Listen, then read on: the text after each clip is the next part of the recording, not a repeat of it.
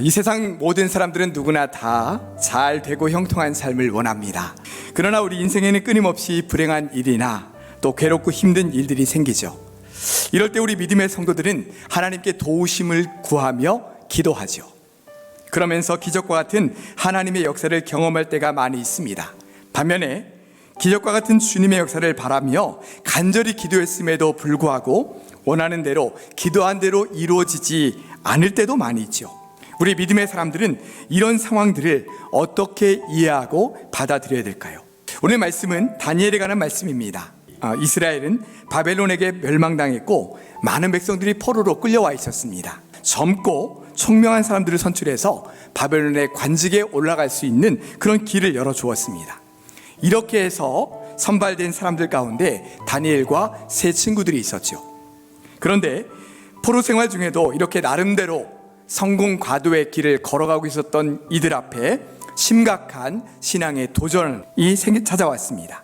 만약에 누구든지 그 금신상에게 절하지 않는 사람은 맹렬히 타는 풀물불에 던져버리겠다라고 하는 어명까지 떨어진 상태였습니다. 그들의 대답은 분명하고 단호했습니다. 왕이 자신들을 풀물불 가운데 던진다 할지라도 하나님께서 자신들을 그 불 가운데서 구원해 주실 것이고, 만약에 설사 불 가운데서 그들을 구원해 주시지 않는다 할지라도 우리는 절대로 왕이 세운 금신상에 절하지 않겠습니다. 이렇게 대답하고 있는 거예요. 여러분, 이들이 한 이 확고한 대답 속에는 하나님을 향한 정말 중요한 두 가지의 신앙 고백이 담겨 있습니다. 첫째로 다니엘의 세 친구 사드락과 메삭과 아벳느고가 가졌던 신앙은 전능하신 하나님에 대한 확실하고도 분명한 믿음이었어요. 그 죽음의 절체절명의 상황 속에서 하나님께서 우리를 저 불 가운데서 건져주실 것입니다. 이렇게 고백하고 있는 거예요. 하나님께서 우리 삶 가운데 역사하고 계심을 확실히 체험하며 사는 것이 얼마나 중요한지 모릅니다. 한 번 한 번의 시험이 모아지고 쌓여지면 그것이 믿음이 되고 확신이 되죠. 이렇게 해서 확고한 믿음이 생기면 그 다음에는 어떠한 상황과 문제가 와도 하나님께서 그 가운데 역사하실 것을 확신하는 믿음으로 그것을 이겨나갈 수 있는 것입니다. 오늘 말씀에 보면 다니엘의 세 친구들이 또 하나의 중요한 신앙의 고백을 하고 있는데, 그것은 바로 그렇게 하지 아니하실지라도 라고 하는 신앙의 고백입니다. 하나님이 마음만 먹으시면 얼마든지 불 가운데서 자신들을 구원해 주실 거라고 믿었어요.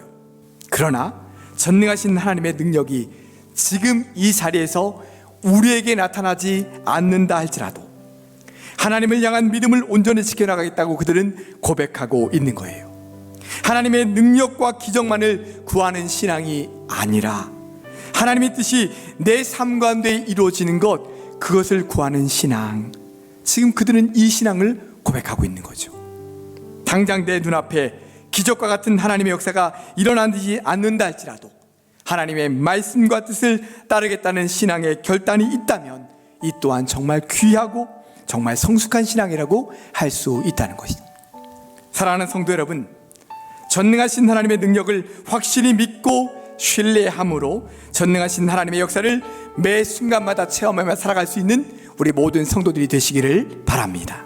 그러나 우리가 원하거나 기도한 대로 이루어지지 않았다 할지라도, 그렇게 하지 아니하실지라도 우리를 향한 하나님의 더 큰 계획과 섭리를 믿고 나아가면서 끝까지 주님을 믿는 신앙을 놓치지 마시기를 바랍니다. 그러면 하나님께서 우리의 삶을 책임져 주시며 더 풍성한 은혜의 삶으로 인도해 주실 줄 믿습니다. 그리 아니하실 줄에 대해 신앙과 믿음으로 끝까지 승리하며 달려나가시는 사랑하는 우리 모든 성도들 되시기를 주님의 이름으로 축원합니다.